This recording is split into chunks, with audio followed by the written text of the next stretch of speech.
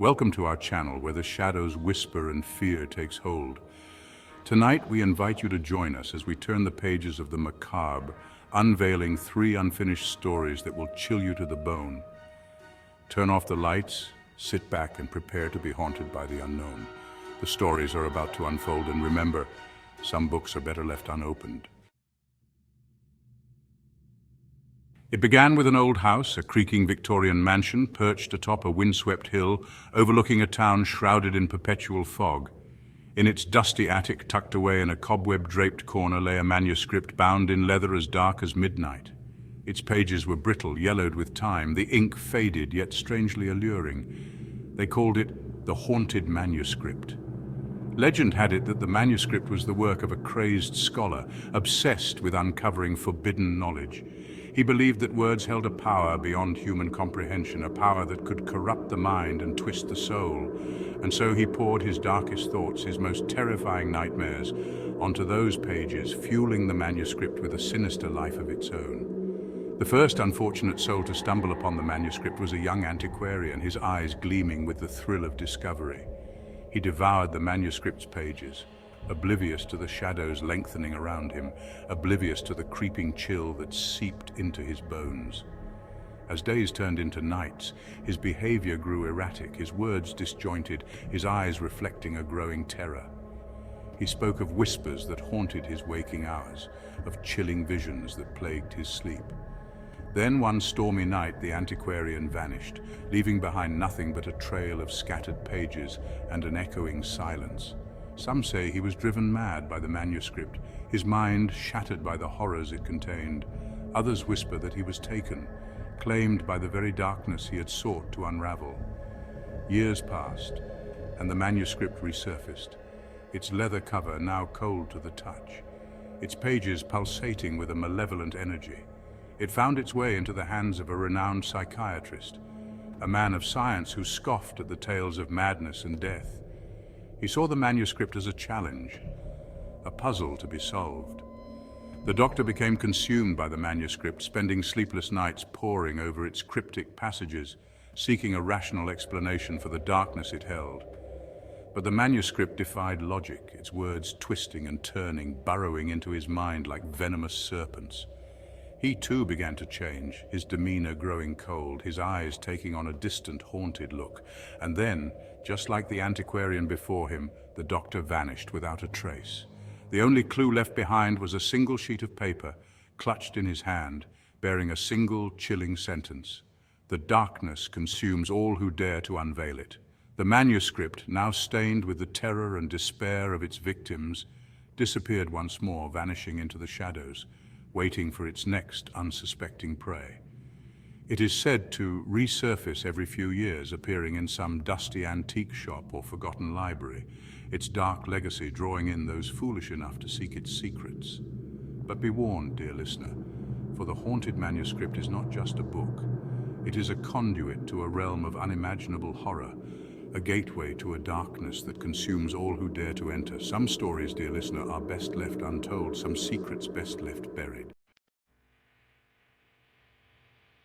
Deep in the bowels of a forgotten library, nestled among towering shelves and the musty scent of aging paper, lay a book unlike any other. Bound in silver, its cover devoid of any markings, it seemed to pulse with an unnatural energy, a silent beacon in the dimly lit hall. This was no ordinary tome, this was the cursed book, a harbinger of fate, a prophet of doom. Legend whispered that the book was penned by a scorned sorceress, her heart aflame with vengeance against those who had wronged her. She poured all her rage, all her dark magic into the book, cursing it to reveal the moment of one's demise. It was a power she intended to use to break the spirits of her enemies, to force them to live in the suffocating shadow of their impending doom. The first victim of the cursed book was a proud king, a tyrant who ruled his kingdom with an iron fist. He scoffed at the notion of a cursed book, believing himself above fate and prophecy. He demanded the book be brought before him, eager to prove his power over such superstitious nonsense. As he opened the silver-bound book, a hush fell over the court. The pages were blank, save for a single inscription that shimmered into existence as he watched. The king shall fall, pierced by a serpent's fang on the eve of the blood moon. The king, his face contorted in a mask of fury, roared with laughter. He ordered the book burned and the librarian executed for this treasonous act. But as the flames licked at the silver cover, the book remained unscathed. Driven by a fear he couldn't acknowledge, the king took precautions. He banished all snakes from his kingdom, doubled his guard, and refused to leave his chambers on the night of the blood moon. Yet fate, it seemed, had other plans. On the eve of the blood moon, as the king dined in his chambers, a single scarlet apple, glistening with poison, found its way onto his plate. The king, none the wiser, took a bite, and as the poison coursed through his veins, he collapsed, gasping for breath. There, on the floor, lay a small, venomous snake, its fangs dripping with the king's blood. The prophecy had been fulfilled.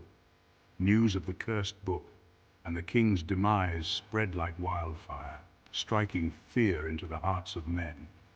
It became a macabre relic, passed from hand to hand, each owner desperate to break the curse, to escape the inevitable. Some tried to destroy it, tossing it into raging fires, burying it in consecrated ground. But the cursed book always returned, its silver cover gleaming under the moonlight. One day, a young woman, driven by grief over the loss of her loved one, sought out the cursed book. She had heard whispers of its power and was determined to use it to cheat death, to bring back her beloved. But the book offered no solace, no words of comfort. Instead, it showed her a vision, a horrifying glimpse into her own demise. In the shadowy annals of history, whispered about in hushed tones and veiled references, lies the legend of the soul-trapping tome. It is a book as ancient as time itself, bound in what is said to be human skin, its pages filled with arcane symbols written in a language older than human civilization. The very air around it crackles with an unholy energy, a palpable sense of dread that sends shivers down the spine. The origin of the tome is shrouded in mystery, lost to the mists of time. Some whisper that it was penned by a malevolent deity, a being of pure darkness who sought to ensnare souls and drag them into its abyss. Others believe it to be the work of a crazed sorcerer, driven mad by his pursuit of forbidden knowledge.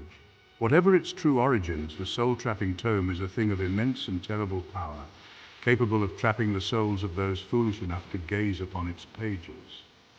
The words within are not merely ink and parchment. They are living nightmares, twisting and writhing, beckoning the reader into their depths. The first known victim of the tome was a scholar, a man of insatiable curiosity and a thirst for knowledge that knew no bounds. He had spent years searching for the tome, convinced that it held the key to unlocking the universe's greatest secrets. But his pursuit of enlightenment would become his undoing. As the scholar deciphered the tome's arcane symbols, a sense of unease crept over him. The room grew cold, the air thick and heavy, and a low hum resonated from the book, vibrating through his very bones. He pressed on, driven by an obsession that blinded him to the danger, and then it happened. The symbols on the page seemed to writhe and twist, coalescing into a gaping maw that reached out and enveloped the scholar in an ethereal embrace. He cried out, struggling against the unseen force that dragged him towards the book, his screams echoing into the deafening silence that followed. When the tome was finally pried from his lifeless grasp, the scholar's eyes were vacant, his soul nowhere to be found. In its place, etched upon the pages of the tome, was his name, added to the countless others trapped within its cursed confines. The tome vanished for centuries, resurfacing in remote monasteries, hidden temples, and forgotten ruins, only to claim more victims, their souls added to its grisly collection. It is a book without an end, a prison for the soul, its pages a testament to the insatiable hunger of darkness. As we close the pages on these unfinished tales, a question lingers in the air. Are some stories better left unfinished? Do some mysteries hold a power that we, as mere mortals, are not meant to comprehend? Until next time, sleep tight and remember, the darkness is always listening,